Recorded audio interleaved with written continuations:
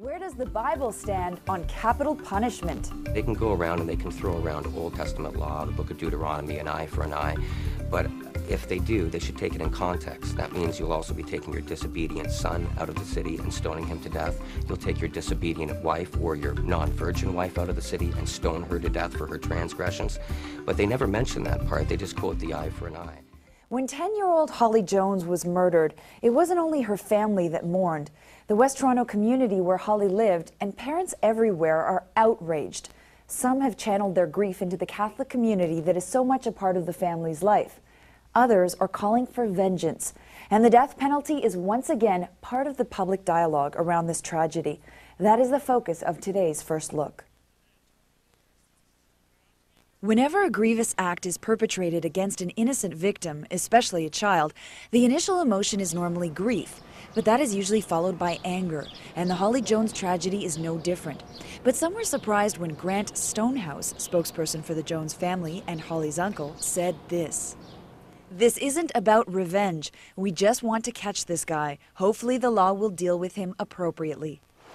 And therein lies the problem. For years, Canadians have debated what is the appropriate punishment for taking someone else's life. Since Canada abolished the death penalty in 1976, the minimum sentence for first-degree murder is 25 years to life. But some don't think that's enough. Radio talk show host and former federal Alliance Party candidate Randy Taylor sees it differently. If a dog were to maul and kill a child, we would put the dog down without question. And no one in society would question that at all. I would argue that this person is not as good as a dog. So in respect to looking at it that way, this person is not, is subhuman to be able to do that. I don't think that they should be made available of all the protection of society. I think that they give that up.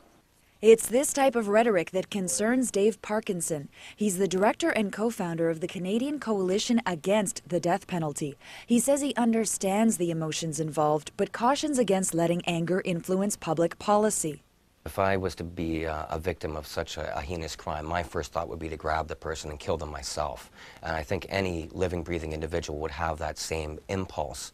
But upon reflection, I'm not going to go out and commit a murder, and I don't expect that my politicians or my government or my courts are going to commit that murder on my behalf to make me feel better.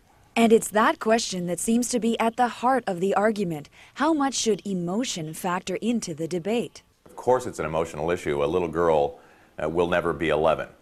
So to take that, the emotional part of that out of the equation is ridiculous. And for the most part, Canadians agree with this logic.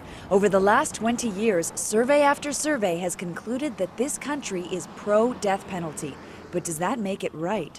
I know the Alliance usually talks about having a referendum on the issue of capital punishment. And just because there are a majority of Canadians who may favor it does not necessarily mean it is right. I'm sure if the Alliance was going to have a referendum on income tax, to abolish income tax in Canada, I'm sure the vast majority of Canadians would vote to abolish all income tax and all revenue streams that the government has. Is that the right thing to do? In fact, the Alliance Party proposed a private member's bill in 1998 called Bill C-467 that wanted the issue of capital punishment put to a vote. The bill wasn't passed, but the party's supporters believe that a referendum is the fairest solution. The whole discussion about the death penalty, this isn't a case where we have to go down the same road as Texas has gone down, that innocent people are going to be put to death. But in very, very rare, in very absolute cases, in talking to the general public, the support is there. When election time comes round and I go vote and I put my ballot in the box, the last thing I expect is that the leader that I'll be choosing will have the power to take Canadians, put them in prisons, and put them to death. And Parkinson disputes the claims that capital punishment is simply an us versus them issue. It's not really so much a liberal or conservative issue or a Christian or secular issue.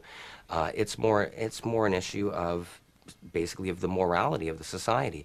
If we're going to have our leaders and our politicians and the people that we look up to and respect say, in some instances, it's okay to take a life. We'll take the life of this guy because he killed some people. We're sending out the message that killing is in some instances okay, and it's not. So for Canada to embrace something like the death penalty would be to be taking a step backwards as opposed to a step forward into the world community.